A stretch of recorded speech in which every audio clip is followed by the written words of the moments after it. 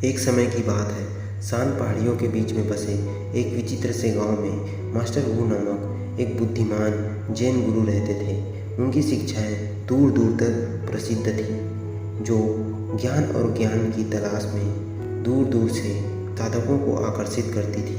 एक दिन ली वई नामक एक यात्री गांव में उत्सुकतावश पहुंच जाता है। श्रद्धेय मास्टर वू से सीखने के लिए उसने उन 9 महत्वपूर्ण पाठों के बारे में सुना था जो जैन मास्टर ने अपने शिष्यों को दिए थे, और वह अपने जीवन के गहरे अर्थ और अंतर्दृष्टि प्राप्त करने के लिए उत्सुक थे, और वो शिष्य प्राप्त कर भी चुके थे। अब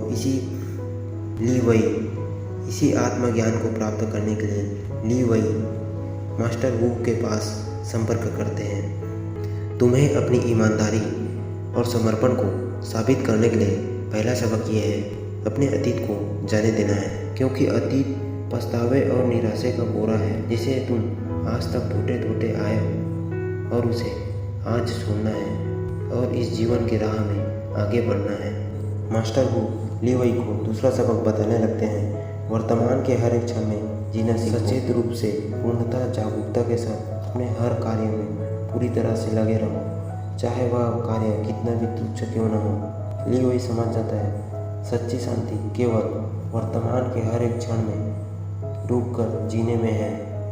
मास्टर वू तीसरी सबक बताने लगते हैं, तुम्हें अपनी इच्छाओं पर नियंत्रण करना सीखना होगा, क्योंकि तुम्हारे इस जीवन में आधे दुख का कारण तुम्हारे इच्छाएं ही हैं, और इच्छाएं कभी कम नहीं होती, इसलिए तुम्हें इसे नियंत्रण करना सीखना होगा। और चौथी सबक मास्टर वू ली वई को बताता है, नकारात्मक भावनाओं से बचो। मास्टर वू ने ली वई को एक क्रोध और घृणा से त्रस्त एक छोटे से गांव की कहानी बताई, जिसमें अराजकता और विनाश होता है। ली वई समझ जाता है, परिवर्तन में करुणा और क्षमा की शक्ति को ली वई समझ जाता है। पांचवी सबक बाहरी मान्यता प्राप्त करने के प्रति आगाह किया। मास्टर वू ने एक पेड़ का दृष्टांत किया जो अपनी सुंदरता के लिए प्रशंसा चाहता था, लेकिन जब सर्दी ने उसके पत्तों को छीन लिया तो उसे निराशा हुई। ली वई को एहसास हुआ कि उसका आत्ममूल्य दूसरों की राय पर निर्भर नहीं होना चाहिए। अब छठवीं सबक मास्टर वू ली को बताते हैं, सुनने की कला पर ध्यान केंद्रित करो, बोलो कम सुनो ज़्यादा। मास्टर वू ने एक बुद्धिमान ऋषि की कहानी सुनाई जिन्होंने कई लोगों को सलाह दी थी, लेकिन कुछ श्रोताएं ही बिना प्रश्न किए ध्यान से सुन रहे थे। वही श्रोताएं अपने जीवन में बदलाव कर पाए। और सातवीं सबक संपत्ति जमा करने की सलाह दी गई। मास्टर वू ने द टेल आयर एन की कहानी सुनाई। धनी व्यापारी जिसने धन तो जमा कर लिया, लेकिन उसे संतुष्टि की कोई गुंजाइश नहीं थी। वही इससे समझ जाता है कि सच्चा धन अव्यवस्था मुक्त जीवन की सादगी में निहित होती है। आठवीं सबक न स्वार्थ को अपनाने के बारे में था। मास्टर वू ने एक खिलते हुए फूल की कहानी साझा की जो समय के साथ मुरझा गया। इससे ली वई समझा कि सब कुछ अंदर है, सुखी दुखी सहित जीवन क्षणभंगुर था, उसे हर पल को संजोना चाहिए।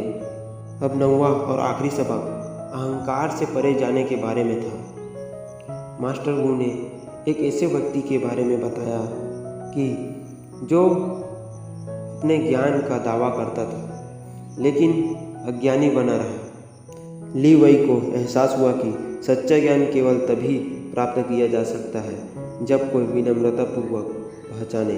कुछ वर्षों में उनकी सीमाएं ली वई एक समर्पित शिष्य बन गई, जिन्होंने जैन मास्टर की शिक्षाओं को आत्मसात किया और उन्हें अपने दैनिक जीवन में शामिल किया।